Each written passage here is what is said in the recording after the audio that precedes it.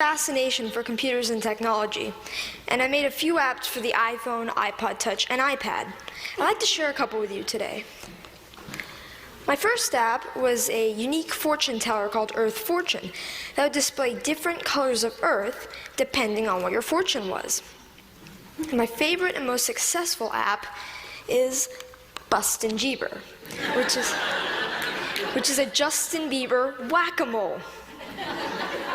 I created it because a lot of people at school disliked Justin Bieber a little bit, so I decided to make the app. So I went to work programming it, and I released it just before the holidays in 2010. A lot of people ask me, how did I make these? A lot of times it's because the person who asked the question wants to make an app also. A lot of kids these days like to play games, but now they want to make them. And it's difficult because not many kids know where to go to find out how to make a program. I mean, for soccer, you could go to a soccer team. For violin, you could get lessons for a violin. But what if you want to make an app? And the kids' parents might have done some of these things when they were young, but not many parents have written apps. Where do you go to find out how to make an app? Well, this is how I approached it. This is what I did.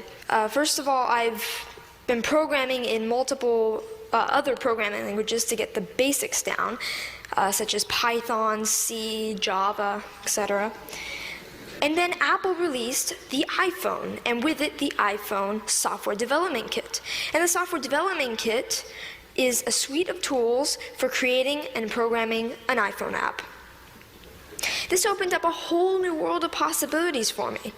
And after playing with the Software Development Kit a little bit, I made a couple apps. I made some test apps.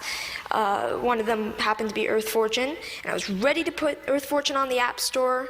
And so I persuaded my parents to pay the $99 fee to be able to put my apps on the App Store. They agreed, and now I have apps on the App Store. I've gotten a lot of interest and encouragement from my family, friends, teachers, and even people at the Apple Store, and that's been a huge help to me. I've got a lot of inspiration from Steve Jobs. And I started an app club at school, and a teacher at my school is kindly sponsoring my app club. Any student at my school can come and learn how to design an app. This is so I can share my experiences with others.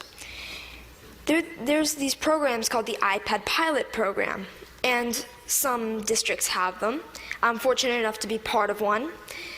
A big challenge is, how should the iPads be used, and what apps should we put on the iPads?